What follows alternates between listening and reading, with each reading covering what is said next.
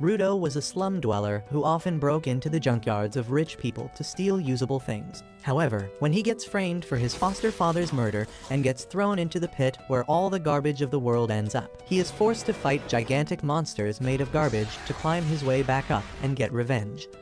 The world is divided into two parts. On one side, there is the pristine city with rich people living their best lives, and on the other side, there are the slums where people like him belong. The only constant is the pit, where all garbage ends up, including criminals. The rich people who live in the city casually throw away even slightly damaged items without hesitation. Like the woman who tells her daughter to throw away the puppy toy she just bought because it got damaged. She tells her that the toy will become ugly if they try to repair it, and they can just buy another one later. The girl has no problem with that, and her mother throws the puppy along with other garbage into the small garbage vent that leads it straight to a truck in an underground tunnel that leads to a giant trash collection site. However, the young Rudo is inside the trash collection site too, eyeing the stuff the trucks are carrying.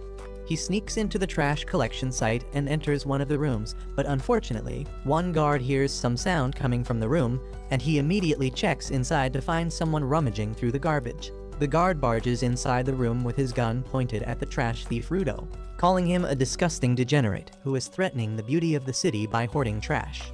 Rudo doesn't even respond to this because he hears those things every Tuesday. But then the guard sounds the alarm, calling for backup. Just as more guards arrive there, Rudo throws some garbage bags at them, and the clean freaks can't handle some raw eggs on their uniform, so they just watch him climb up the vent without doing anything. Rudo comes out of the vent near the exit, but the gate closes on his face, and just then, more guards come there. Open fire! Stop here! What a bunch of shitheads. Yeah, I'm the threat, assholes. The next day, the news about the garbage raider spreads through the city, with the people blaming the slum dwellers for it. On the other side of the wall, the slum dwellers know exactly whom to blame because it is not the first time Rudo has entered the trash collection sites. They think that he will be caught one day, and most of them actually hope that he does. Rudo doesn't care about them as he sets his shop to sell the repaired goods he found. When his friend Chiwa arrives there to lash out at him, she asks him why the hell does he take such a big risk just to scavenge through the trash of the city people. And he replies that those rich bastards don't even care about throwing perfectly usable things. He feels sorry for the things they throw out, so he retrieves them. And since he can get some money by selling them, it is even better. Chiwa seems to understand him, but just then, 3 boys arrive there, clenching their noses as they say that someone reeks of garbage here. They tell Chiwa to stay away from Rudo, or she will smell like garbage too. They insult his thick black gloves that he has not washed since Obama was the president, and say that just one touch from them will give anyone rashes.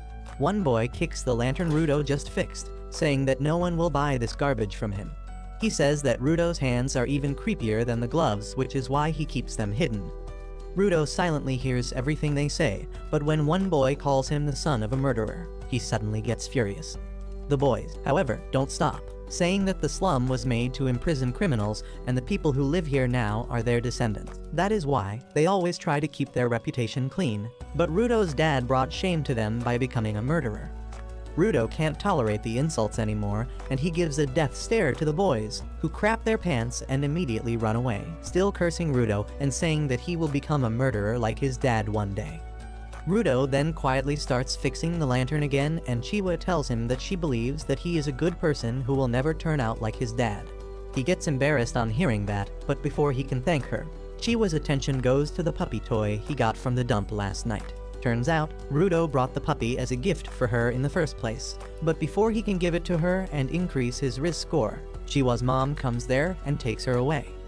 Rudo heads home after that, and finds his adoptive dad Recto waiting for him. Recto suddenly starts mimicking how nervous he was while trying to give the puppy to Chiwa, and Rudo turns red because he didn't spot him watching them.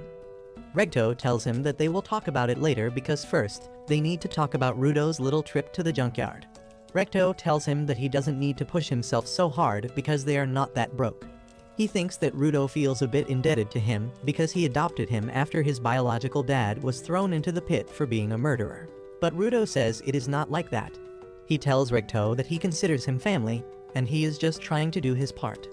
Recto simply tells him to be this honest with Chiwa too, and Rudo suddenly fumbles hard, injuring the gun wound from last night. Recto immediately starts giving him first aid and also changes the bandages around his hands while he is at it. As Rudo looks at his hands, he recalls how they have been injured for as long as he has known. People always judged him for that, and sometimes his wounds started hurting like hell out of nowhere. Then one day, Recto gave him the black gloves that magically suppressed the pain. After Recto is done tending to Rudo's wounds, he tells him to confess to Chiwa soon or someone else might swoop her away, and while the two of them are bantering about it, a creepy masked guy listens to everything from the streets. The next day, Rudo finally works up courage to tell his feelings to Chiwa, and heads towards her home with the puppy. But on the way, he comes across a scene that is not really rare in the slums. At the edge of the slums, there is the pit, where all garbage and serious criminals are thrown. Today, another criminal is being thrown into the pit and Rudo can only watch the execution, wondering what happens to the people inside the pit. Just then, Chiwa comes there, saying that it is quite a brutal sight, and Rudo panics because he was not ready to meet her yet. Chiwa suddenly starts talking about the executions and other stuff, and then she tells Rudo that she doesn't want him to get thrown into the pit. She says that there might be a lot of stuff that shouldn't be thrown out as garbage, but it is not a good enough reason to risk his life. Rudo replies that Recto said the same thing and Chiwa says that it is because Recto loves him too. Rudo takes a second to process that Chiwa said that Recto loves him too, and his brain with 2 MB RAM understands that Chiwa means that she loves him. She gets flustered on realizing that her words could be interpreted that way, but Rudo has already lost his mind. He falls on the ground, clutching his face, and then gives the puppy toy to Chiwa, saying that she might not want it because it came from the garbage, but he thought the puppy would be happier with her. To his utter delight, Chiwa accepts the toy, saying that she will cherish it, and Rudo is happier than he has ever been. He jumps and dances on his way back home, thinking that he needs to boast about it to Rudo immediately. On the way, he bumps into some guards who don't even bother with him, but he is curious about why they are in the slums. Anyway, Rudo reaches home and starts telling Rudo about what happened just as he opened the door. But he is left aghast when he sees Rudo on the ground with a creepy masked man on top of him. The masked man turns around to take one look at Rudo before plunging his knife deeper into Rudo's body. Rudo loses his cool on seeing this and charges at the masked man, but he gets hit so hard that he doesn't even realize when he got knocked out. By the time Rudo comes to his senses, the masked murderer has finished his job. He picks up a book from the floor and heads outside, briefly glancing at Rudo, who tries following him, but then he hears Rudo's voice. Rudo is still alive somehow, and with his dying breath, he tells Rudo to run away. Rudo immediately goes next to him, promising that he will get help, but Rudo just tells him to run away and change this shit heap of a world into something better. With that, Rudo's body falls limp and Rudo can't process what is happening. Just then, the soldiers arrive there and they zap Rudo, believing him to be the murderer. They pin him to the ground as they tell him that he is being arrested for murder, and Rudo tells them that it was not him. The guards tell him that nothing he says matters anymore because they caught him red-handed. He keeps trying to tell them that the real murderer has just left the house and they can still catch him, but the guards don't even want to listen to him, so they just knock him out using the traditional method of punching him in the head. Soon, Rudo is taken to the scaffold to be executed for his crimes. Everyone from the slums is present there to witness him being thrown into the pit, and even some high-profile people from the main city are there. The judge tells Rudo that murder is one of the greatest crimes one can commit, and even though he killed a mere slum dweller, the punishment will not be reduced. He declares Rudo to be killed by throwing him into the pit, and the people start cheering on hearing this. Rudo still can't believe this is happening to him, and he wishes for just one person to believe that he is not a murderer. His eyes scan through the crowd, and they stop at Chiwa. Rudo yells at her, saying that he did not kill Rudo. He asks her to find the culprit, but she just says that she trusted him, but he was not worthy of that. She says that he was a murderer's son in the end and drops the toy as she turns his back on him. Her betrayal hurts Rudo more than anything else, and he snaps at the people calling him human filth who deserves to be thrown into the pit. He says that they are the real filth here because they are just blobs of meat without a brain or a will. He swears that he will send them all to hell, when suddenly he notices that the murderer is among the crowd as well. However, he gets no chance to tell anyone about it as he is thrown off the edge. Rudo feels like he has been falling forever, and at one point, he loses consciousness. Luckily, all the garbage at the bottom of the pit breaks his landing, and when he wakes up, he is completely unharmed. He wonders what the hell is happening and how is he still alive, when the stench of the place suddenly hits him. Even the garbage thief is forced to block the smell, and then he notices the vast sea of garbage in front of him along with things that he doesn't recognize. Rudo wonders what the hell is this place when suddenly a giant shadow covers him. He turns around to see what is happening, and he can't believe his eyes when he sees a gigantic monster made out of garbage baring its fangs at him. Rudo's mind goes blank for a moment on seeing the monster, and he recalls how he always found it strange that everyone was so obsessed with sending garbage and human filth to the bottom of the pit. Yet no one ever cared about what actually happened to them below. They didn't even think about what else could be at the bottom, and that bothered him more than anything else.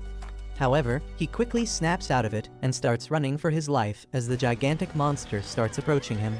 Things suddenly take a turn for worse as the monster roars loudly, and as a result, more monsters pop out from the garbage pile. They start chasing after Rudo, who runs as fast as he can, but it is all pointless because he soon gets trapped. He wonders what these monsters are and if they are really piles of junk that can move on their own. The monsters suddenly pounce on him, and he somehow dodges their attacks. He tries to run away but trips and falls right on top of a human skull, making him realize what his fate is going to be. Rudo curses at the bastards who threw him down to the hellish place, and just then, the heap of garbage he was standing on crumbles down. Rudo quickly finds himself at the bottom of a cliff that keeps him at a safe distance from the monsters, but there is another thing that is killing him. He realizes that the air of this place is literally poison, and if he breathes it for too long, his lungs will be torn apart. He covers his mouth and nose with his gloves, hoping to find a place to hide and recover. But then he suddenly realizes that a safe space might not even exist in this hell. He begins losing hope and suddenly pukes out blood, the sound of which attracts the monsters towards him again. Rudo falls on the ground, unable to move, and he almost accepts his fate when suddenly, Ricto's dying body pops up in his memories. A strange power suddenly surges through Rudo's hands, but he doesn't notice it. However, he feels his vision changing, and he starts seeing lights coming out from the garbage piles and from the iron pipe in front of him. Rudo crawls towards it, determined to stay alive because he has a reason to live. He grabs the iron pipe and gets up, declaring that he will return to the surface and get his revenge on the people who sent him here and on the bastard who killed his dad. Rage starts swelling up inside him, and the monsters sneak towards him using this chance. However, as one of them attacks him, Rudo simply hits it away with the iron pipe without even bothering to look at it. As a result of that attack, Awaken flies away and hits the umbrella of another resident of the pit, who is surprised that someone who can fight against the monsters has arrived here. Meanwhile, Rudo has gone batshit crazy while fighting the monsters. He doesn't care about the poisonous air or the blood flowing down his nose as he keeps jumping around. And even getting slammed into the huge rocks at great speed doesn't seem to do much damage to him. A monster crushes the rock he was stuck on, burying him in rubble, but Rudo gets out and pulls a pole along with him. He swings it with full strength, dealing great damage to the monster, but then suddenly, another monster emerges from right underneath him. Rudo somehow jumps away from its jaws, but then the results of breathing in the poisonous air finally hit him. He begins spewing blood again, and the monsters use this chance to creep up on him. Luckily, his mysterious power rises once again, giving him the strength and madness to stand in his position even as two monsters attack him at the same time. Rudo comes out of the collision safely and uses a metal sheet to cut the skull of the first monster. He then attacks the second monster, slashing it in half and causing it to explode. He takes a break after that, but then another gigantic monster begins walking towards him. The moment Rudo sees it, he decides to run away and regain his strength, but the monster stomps on the ground with its full strength, releasing a shockwave that blows him away. However, as Rudo opens his eyes, he is shocked to see a guy wearing a creepy mask standing on top of him. He wonders who is this guy and where did he come from, but the man suddenly lifts him up and kicks him ahead. Rudo coughs up some blood and is about to throw hands when the guy suddenly puts a gas mask on his face, allowing him to breathe again. Rudo is really confused now, and he asks the man if he is a local. He wants to know about this place and the monsters here, but the masked man just asks him to be silent. Obviously, someone with a single-digit IQ can't understand orders, and Rudo keeps asking him about this place loudly. The masked man once again whispers at him to shut up, but Rudo tells him to speak more clearly. He asks if they are underground, and the masked man finally snaps at this. He forgets his own advice and yells at Rudo, telling him that they are not underground but above the surface, and it is the fault of the people living at the top for turning this place into a hellhole. He then tells Rudo that the giant monsters made out of trash are attracted to sound, and thanks to him not shutting up, they have noticed him now. The masked man says that the trash beasts can't be defeated with ordinary weapons, so their best choice was to sneak away silently, but they can't do it anymore. One monster reaches behind them by this point, and the masked man decides to deal with it before anything else. A golden energy suddenly emerges from his arm and coats his umbrella, transforming it into a weapon. The monster attacks them, but the masked man simply swirls his umbrella in its face, using it like a handheld blender to grind away the monster. The monster's pieces fall away everywhere, and they suddenly turn to dust. Rudo was already surprised by the strange power-up, but now he is even more curious about the monsters not regenerating after being hit by this attack. Just then, a huge horde of monsters arrive there, but the masked guy is confident that he can deal with all of them. He dashes towards the monsters, quickly blowing them up with his bladed umbrella, and then jumps up, using his umbrella as a parachute. Rudo wonders if this is some kind of technology the people in the pit use, or if it is unique to the masked man. Meanwhile, the masked man drifts in front of the last remaining giant monster, who suddenly spits a ball of acid at him. He blocks and scatters the acid with his umbrella, and the acid violently explodes on hitting the garbage patches. The masked man then uses the monster's head as a base to jump up higher, and after that, he pours more energy into his umbrella, increasing its size and destructive power. He dives towards the monster's head with that, cutting through him and the ground as well. Once that is done, the masked man heads back to Rudo, who asks him who the hell is he. The man removes his mask and introduces himself as Injin, a simple cleaner, but the very next moment, the sick air makes him regret his decision. Injin curses Rudo for making him take off his mask, and then suddenly, Rudo collapses. While he is unconscious, he dreams of an incident from his childhood. He had returned home after being bullied and pushed into the sewer by the other boys because he told them that objects are alive, and they didn't believe him. Recto asked him if he hit the boys back, and Rudo replied that he did not. He asked Recto if he was really telling the truth when he said that when an object is treated with care, a soul will eventually come to inhabit it. As Recto cleaned him up, he said that the story was just an old legend to make people cherish what they had. But personally, he liked to believe that everything had a soul. Rudo grew increasingly curious on hearing this and asked if the things around their house had a soul too, including his gloves. Recto just replied that if he treats them with care, they would have a soul one day. Rudo suddenly wakes up from his dream with that, and he finds himself chained and being dragged by Injin. Rudo curses him, telling him to let him free, but Injin says that he is just taking him to a safe place. Rudo doesn't care about that anymore because he wants to go back up to get his revenge, but those words make Injin stop in his tracks. He tells Rudo that it is impossible to climb back up to the place they call the sphere, which is basically in the sky, and it is constantly on the move. He then resumes dragging Rudo, saying that getting back is not possible now, and he should just calm down and accept his new situation. Rudo, however, refuses to give up, saying that he will get back to the sphere at all costs. He believes that Injin knows the way to go there, but is hiding it from him, and he yells at him to tell him everything he knows, or he will keep shouting till more monsters come. Injin is pissed at this, and he tells Rudo that he will tell him exactly what kind of place this is. He starts dragging him even more carelessly and finally takes him to a clearing in a canyon that is 100 times cleaner than the surroundings. Injin drops him there, telling him to have fun as he quickly leaves. Rudo curses him to at least free him, but Injin goes away without saying anything. Suddenly, a bunch of men wearing gas masks come out of the trucks, and they start heading towards Rudo. He wonders if they are the inhabitants of this place, and the people are also incredibly curious about him. Judging by his clothes, they wonder if he is from the sphere, and they creepily approach him with their questions. Rudo nervously tells them that he fell from the sphere, and the men suddenly throw away their masks. They seem really excited to see a living sphere dweller with them because they always found their dead bodies in the past. They get overly curious and begin examining Rudo's face, and he immediately moves away from them. The men tell him that they mean no harm and start untying him, which makes him think that they are much nicer than Injin. However, it all turns out to be a trap, and soon, Rudo finds himself chained really tightly inside a truck. He wonders what the hell is happening, but the men outside talk about how lucky they are to get a real living spherite because he will definitely fetch an enormous amount.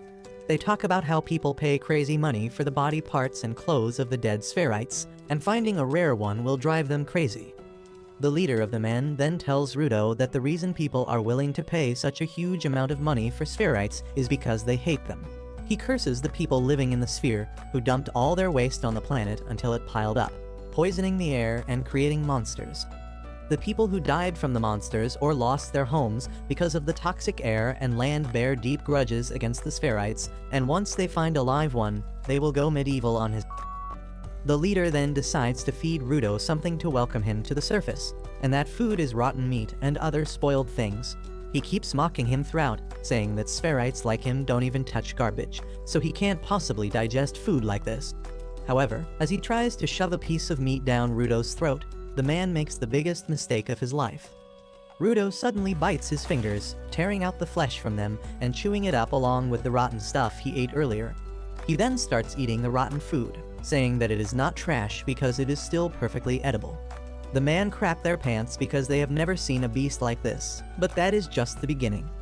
Rudo is mad at everyone for labeling things as trash and unworthy of being used, and he is no longer going to take it sitting down. His power manifests again, and he breaks free from his chains. He jumps outside and releases his energy onto the ground, lifting the objects around him. Injin watches everything from a distance, and he is really pleased to see that Rudo turned out to be a giver, a person who can give life to objects and draw out their power, just like him. Meanwhile, on the ground, Rudo thinks about Rigto's words that treating objects with care makes them alive, and they treat their humans with care too. He throws away his mask and grabs the chain used to tie him, infusing it with life and turning it into a weapon. The men rush towards him, but Rudo just hits the ground with his chain, forcing them to retreat.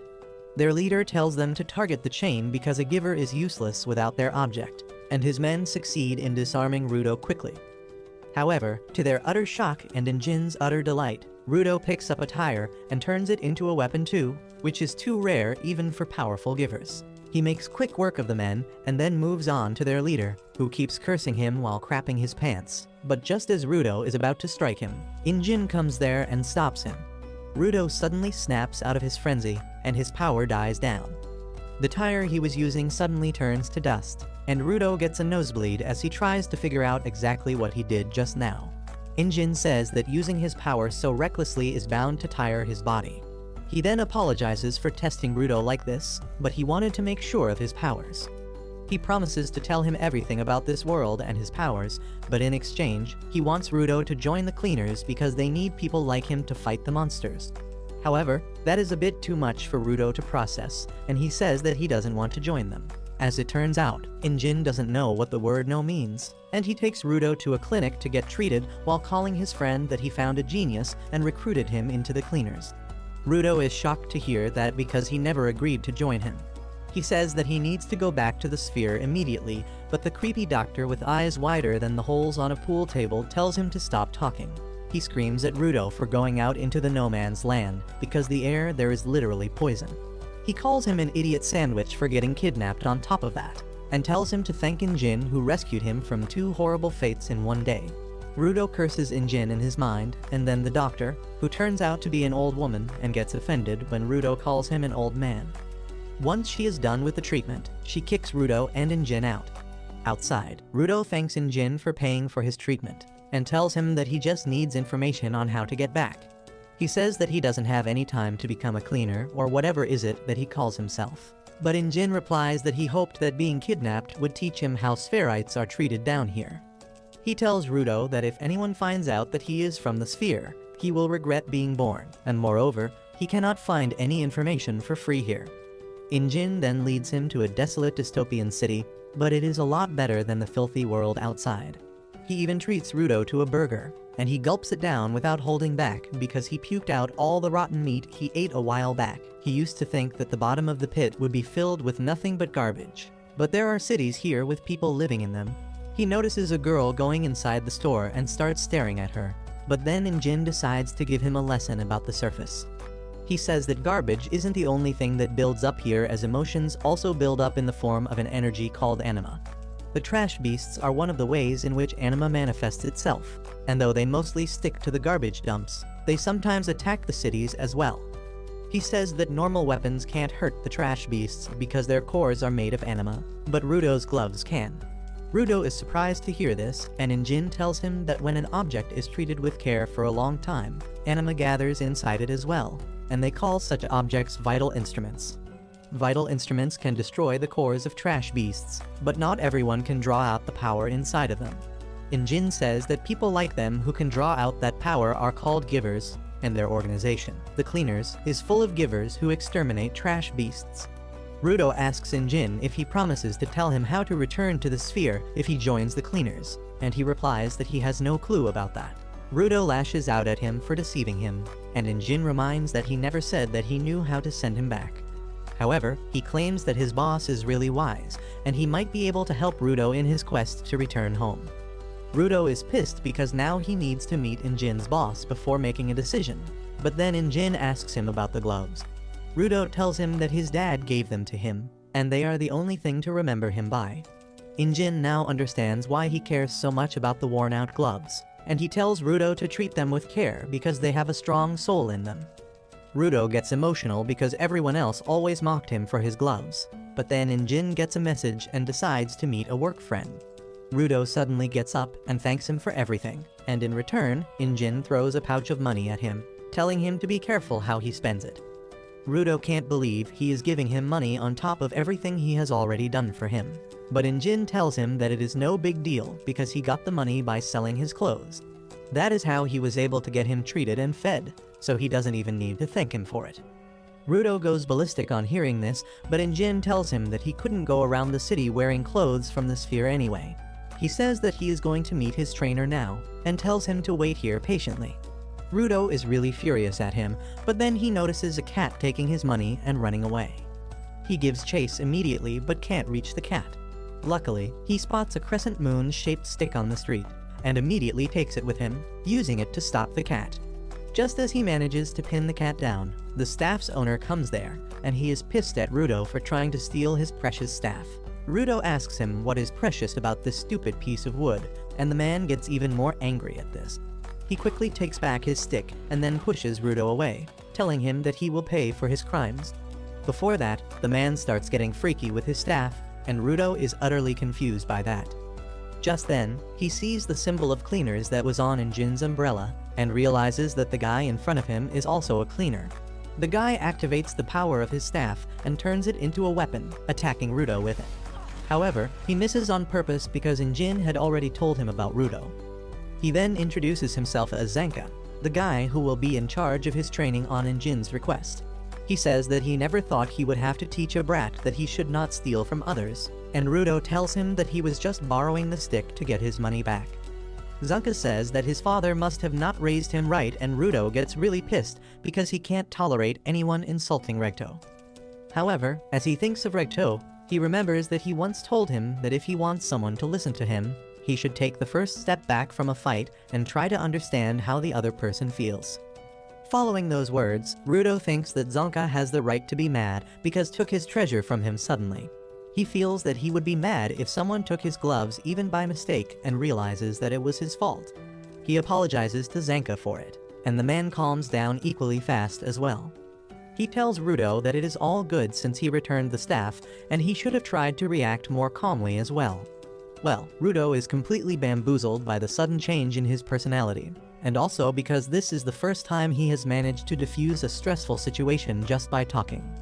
He keeps thinking that Recto was right about more things than he thought, and then Zanka helps him back on his feet. He asks him about his vital instrument and what he can do with it.